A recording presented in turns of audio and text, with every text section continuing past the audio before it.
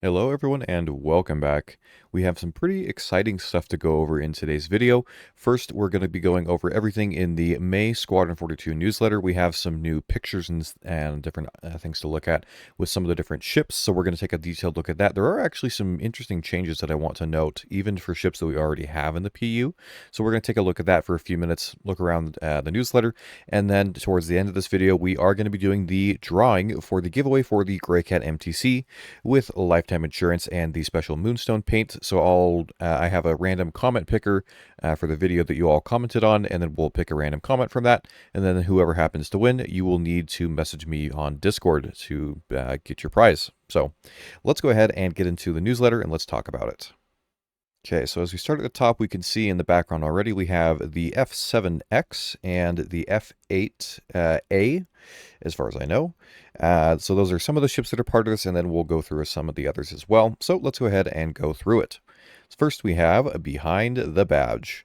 Although much is known of the accolades of our proud 42nd Squadron, inside intel of these history-making achievements has been for military eyes only, until now. The 42nd Squadron made their mark during the Battle of Centauri, a standoff which ultimately concluded the Second Tevarin War, when, under the leadership of Captain Alexandra Dunleavy, they feigned retreat in order to form an ambush of the Tevarin fleet. This tactical maneuver undoubtedly led to the UEEN's victory and is still studied by new recruits and military personnel to this day. Join us as Invictus 2955 comes to an end in celebrating not only our serving fleet, but also commemorating the ships, crew, and lives of some of the UEEN's finest, the 42nd Squadron. So, as you can see from that, we're going to be talking about specifically some of the ships that are used by Squadron 42, and they're going to be making an appearance in Squadron 42, the single-player campaign. So, we have here the ships of Squadron 42. What better time than the close of Invictus to appreciate the spacecrafts that helped serve and protect the decorated 42nd Squadron? You've heard the names Gladius, Sabre, Retaliator, F8, and F7X. Now it's time to look beyond the legends and into the lives of these warbirds with never-before-seen photographs of these heroes in action.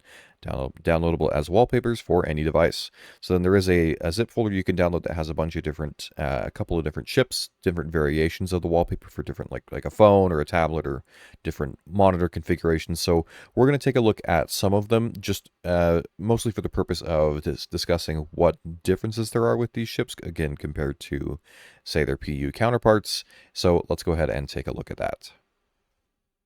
Alrighty, so first here we have a picture of the F8 Lightning. They don't specifically in this picture differentiate if it's the F8C or F8A, but I would assume, because it's the Squadron 42 version, it is probably the F8A. I would assume that also because these guns under here, I believe, are Revenant Gatlings. Those are either in size 4. I think Revenants are size 4, and the only other style of weapon that looks like this is a size 6. And I don't think the F8 has that. So I think we can safely assume this is the F8A. Now, whether or not there is a version of the F8A that looks kind of how the F8 does now, or if this is like a little bit of an updated model of the F8A, maybe we'll get this in the PU as well. I don't know 100%, but we can see if we zoom in here, there's a lot of smoothing they've done. Of course, they've added a lot more little panel lines and decal work and all those sorts of things. But on the regular F8 that we have now, there's like, I think right around here, there's sort of like a fuel scoop or a little area that kind of wedges up above the slope of the ship here. So it looks like that has been done away with. Again, it helps it smooth out those lines. Back here, I think some of the wings that were there have either been changed or slightly redesigned or just entirely removed. On the edge here, we can see there's two struts that come out like this, whereas on the F8 we have right now, there's a little wing that when you lower the landing gear, it kind of folds back, and then when you raise it, it folds out. So that looks like something else that has changed. And I think these back fins here have changed a little as well. So yeah, there's a lot of little changes like that. The other big one I'll notice is the engines. So we saw in the Squadron 42 prologue, I remember, the main engine looked mostly the same right here in the middle, but there's two engines to the side that look like they've been sleeked down quite a bit. So they look a lot cleaner, a lot nicer, a lot smoother. So there is that little change as well. So we'll have to see if we get that in the PU version of the F8 at some point when one Squadron comes out. So that's the F8. Now let's go ahead and let's take a look at the Gladius. Okay, so here we have our Gladius, the 42nd Fighter Squadron Aegis Gladius. I don't know if Squadron 42 uses Gladiuses. Maybe they do. There are a couple of interesting things that I noticed. There are, over the Gladius that we have right now, it does seem like there have been some additional slight changes. It looks to me like something about it, it looks a little bit thicker, like more sturdy, like some of the lines here for whatever, maybe it's just the paint or something like that, but for whatever reason it looks like it's a little bit sturdier now compared to how it looks. Again, the Gladius is a light fighter, but maybe, you know, they wanted to beef it up a little bit with more armor or something so it's more protective of the player character. We'll have to see. But that's like, I don't know. I feel like it feels more sturdy or more armored for some reason. Let me know in the comments if you think the same or if you think is it just the paint or something else. I don't know. The other big thing I have noticed is the placement of these wing guns. So, as far as I know, on the Gladius we have in-game right now, the wing guns are a lot closer in here, like around the missile racks. I think they might be right here, possibly between these two missile racks. But they're a lot closer to the main body than they are in this photograph. Because here, they're way out on the edge of the wings. So whether or not that's a good idea, because if you get like half your wing blown off, the gun's gone. Whereas I think right now you can lose kind of the outer half of the wing here and you still keep the gun on there. But yeah, that's another little change that I noticed. What's interesting is I wonder if that is like a headlight or something, or I don't know. I feel like there's headlights in the front here somewhere. There is supposed to be on the Gladius. But those are a couple little changes that I noticed. Otherwise, nothing else too crazy from what I can tell. Again, this paint looks really, really cool. It'd be cool if this is the paint that the Gladius has when you're on the Stanton in Squadron 42, so we'll have to see on that. But those are the major things that I noticed that are a little bit different on this version of the Gladius. All right, now next we have a few images of the updated Aegis Idris. So I think they have intentionally given us not the full perspective of it because they want to, you know, maybe they want to keep it held back for the full reveal, but we can see part of it here. And there's another image we'll look at that shows a similar angle, but as you can see, there's a lot of panel changes here compared to what we have in the Idris. Now, the Idris right now looks a lot smoother, I would say, than this, and a lot, I'd say, just lower detailed, I guess is the best way to put it. But we can see there's a lot of new panel lines. They've changed some of the angles of these. The railgun has a completely new design. It looks a lot more detailed and nicer than the current railgun. The current railgun, to be honest, is not like the model of it is not not the greatest thing I've ever seen. But this one looks a lot better. It looks a little bit nicer integrated into the weapon itself. And yeah, just overall, it looks a lot cleaner. We can see the new engines as well. We have these front engines that are kind of angled out from the hull. It looks like there's also some thrusters right here. I can't tell if that's on this engine or if that's further back. And I think because of the angle change of these engines as well and this one, I think we can assume that the Idris probably won't, at least from these engines, have like rotating VTOL capabilities anymore. I don't really see a way how the engines could do that very easily, but it is possible that there's some thrusters on the underside here, like right here. This could be like a newly added big VTOL thruster, kind of like how the Polaris has. So it could still have those underside VTOLs for going into atmosphere and things like that. And then the last thing, it's kind of hard to see, but if we look closely at the turret housing, that I believe, from what I saw in the Squadron prologue, the turret bodies have actually changed pretty significantly, and they've become a lot more integrated into the hull. Because right now the turrets look really similar to how the turrets on the Hammerhead look, and they look kind of wonky, like anyways. They're really big and kind of bulbous, but these new turrets seem a lot more fitted in with the whole of the Idris. They just look a lot nicer. So of course you can't see it super duper well there, but I think we'll be pleasantly surprised by how much better the turrets will look and overall the entire ship. All right, and here we have the other angle of the Idris. We're looking at it straight on. You can see a little bit better here on the left side. Again, we have the angled engines. We have our newly kind of slightly redesigned shaping, it looks like, of the railgun. It looks really nice, really detailed. I do wonder if these right here are headlights, because that is one thing the Idris is actually missing right now. It does not have headlights, which sometimes is an issue. So potentially those are some headlights there. You can also kind of see here the large size 7 turret on top. That turret body, again, I think it's a little bit it's a little bit lower. They're a lot less protruding, kind of just like slapped on top of the Idris. So they should look just a lot better integrated into the overall hull of the ship. So there is a little bit of a look at the updated Aegis Idris. Again, we have not seen the entire thing like this. I'm sure they're keeping that back for us to find out for ourselves in the game. So then let's go ahead and let's take a look at the next ship that we have. Okay, so next we have a pretty quick one. This is just the Retaliator. Now, I don't really see anything that's different on this besides from what this one shows. This looks like it still has the vertical docking collar, which I'm pretty sure is not there on the Retaliator anymore. So I don't know if this is just a slightly older version of it. I'm not entirely sure. I don't think that's there though, unless they kept it there in Squadron for some reason, and then just the PU version doesn't have it, so we'll have to see. Otherwise, there's not really any other notable changes that I can see on the Retaliator, but it of course looks really, really good, and I'm sure it'll do its job very, very well. All right, so then we're down to our last ship. We have the F7X to check out. So the big thing that we're pretty sure is the F7X. It has, as we can see here, it has 2 main thrusters instead of the one larger engine that the regular Hornet has. It looks like also these maneuvering thrusters here can point backwards. I'm assuming they can point up as well, so that can add a little bit of additional main thrust. But this, I believe, is supposed to be a more agile version of the Hornet that in return, I think it gives up some of its weapon sizes. I think these guns up here are still size 3s, and I think the nose ones still are as well. We'll have a better look in a moment here. But I think it's mostly the wing guns. They have either gone down to size 3 guns or maybe even size 2.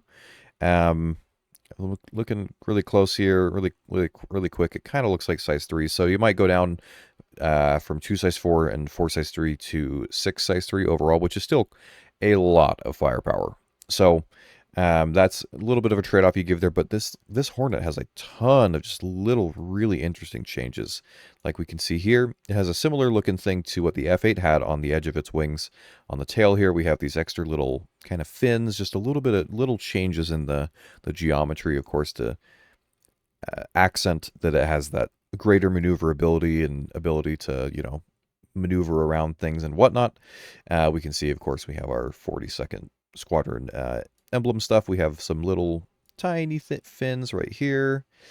There's just lots of really cool decal stuff. So that's a little bit of a look at it from the back, and then we also have a view we can look at from the front of the ship. Okay, so then here's our view from the front of the ship.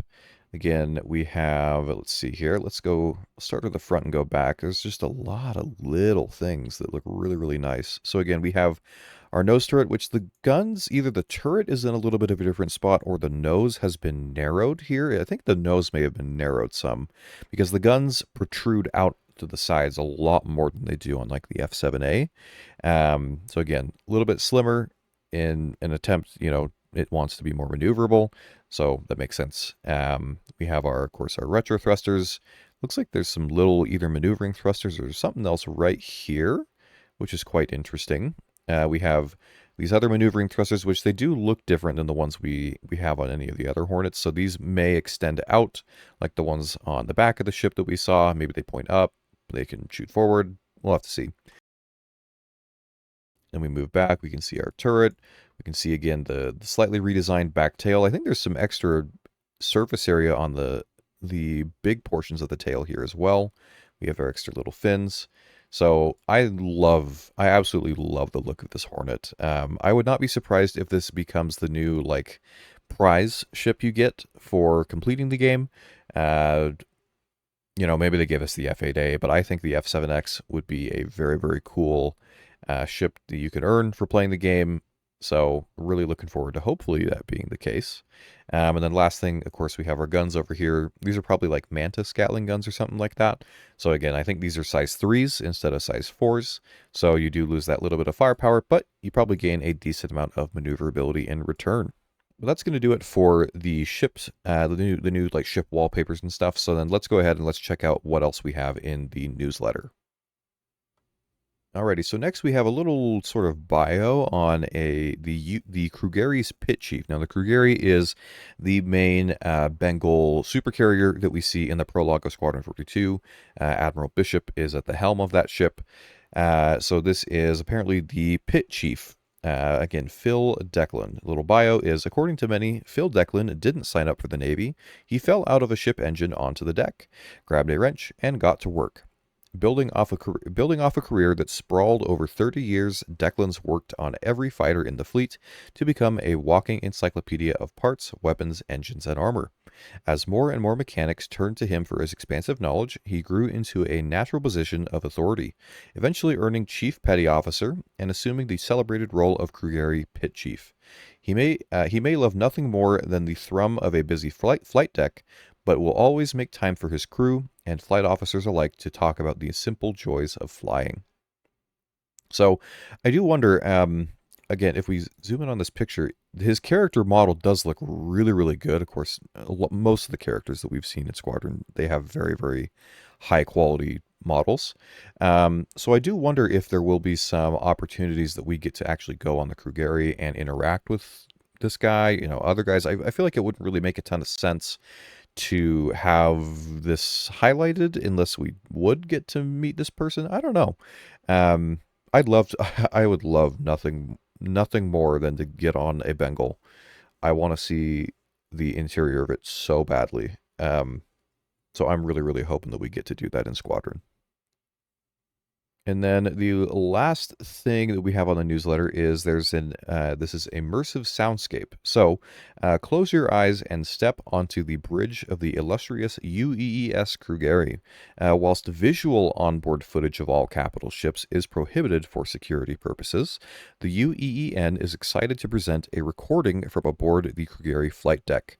Bring the gravitas of Admiral Ernst Bishop, the bustle of his crew, and the electric atmosphere of a capital legend onto your ship and stir your imagination. So I've listened to this. It's like 6 minutes long. It's just like kind of an ambient sound. What I'm pretty sure it is just someone like in the game, you know, they're walking around the ship to different areas and hearing different things and all that sort of stuff, and they're just not giving us the video because it would be showing the inside of the Bengal, which we haven't really seen much of, so it would probably be a spoiler. So they're like, we'll just, you know, play some of the sounds. So again, it's like 6 minutes, so I'm going to play just like a couple short clips where there's some interesting little stuff you can listen to, but I'm not going to play the whole thing, so I'll just play maybe a minute or so total of it.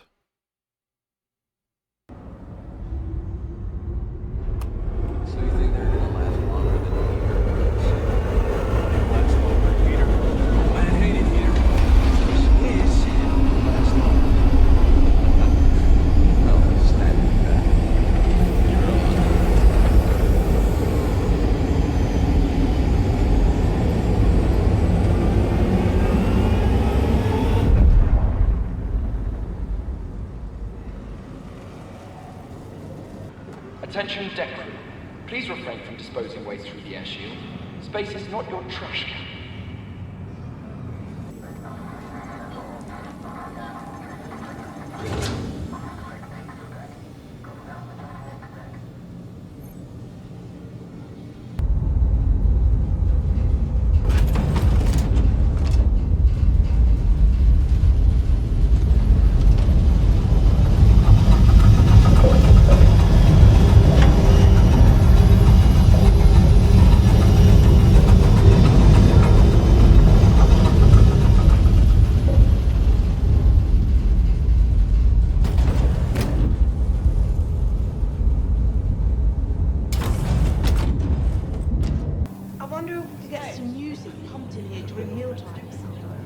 What is it saying to me today? It is saying, why does our government continue to turn a blind eye to one of the biggest money makers in the brand new economy? Case in point, Terragra. Terragra, wow. Bloated producer of flavored beverages. It offers a line of brand new water. It's collected above Greece 5. Describe the So there you have, there's, again, I just put in some different clips from a couple different points in the recording. It's very, very nice. The ambient sounds, the sound effects, you can hear things going on in other parts of the ship, like the rumbling. And I will say, one of the things that makes me think this is literally just taken from literally the inside of the Bengal, but they just aren't giving us the video of it, is for how some of the sound effects are going from like left to right, like the kind of surround sound feel of it. I mean, technically they probably could do that if it wasn't in game, but it makes me think it is because, you know, your character's head turning. We have seen examples of that kind of very immersive audio in the Squadron prologue, so I would not be surprised at all, again, if this is just, you know, the character is walking around the ship, just kind of taking in the very immersive environment. So I'll just say it sounds super duper cool. I'm super excited to check it out, and again, everything that's in Squadron. So I'd love to hear your thoughts on what you think about those little clips in the comments. Alrighty, so that's everything from the Squadron 42 newsletter. Again, really, really cool. Looking forward to continually, of course, hearing more about it throughout the year. So now we are going to do our Greycat MTC giveaway. So I have this set to pick a random comment from the video that I had referred you all to leave a comment on. It'll only pick one comment per account, and there's only going to be one winner, of course. So let's go ahead and do the giveaway. All right, here we go. Okay, so I believe Psycho-Dude, you are the winner. So for the giveaway, all you need to do is you will need to reach out to me on Discord. You can find me. It's my account is under the same name as my YouTube channel. It's JoJo TV. Just reach out to me on there. You may have to send me a friend request first before you can message me, but then we can verify that you are who you say you are, and we can get you that giveaway. I would really like to shout out my amazing member, Trip Teratus. He joined my JoJo's Captain membership tier a little while ago, and he reached out to me wanting to do this giveaway. So really appreciate him, appreciate his willingness to help out with this. So he will be sending that over to you, Psycho Dude. So again, just make sure to reach out to me on Discord, and we can make sure you are who you say you are, get your information, and get you that Greycat MTC. And thank you again to everyone for participating in this. I'm sure I'll be doing more giveaways in the future, so you will have many, many more opportunities to get something, get something special. But that is going to wrap it up for this video. I really hope you enjoyed going over the Squadron 42 May newsletter. Again, let me know all of your thoughts in the comments. Let me know what you think of the ships, the sounds, everything, anything you can think of. And until next time, I will see you in the verse.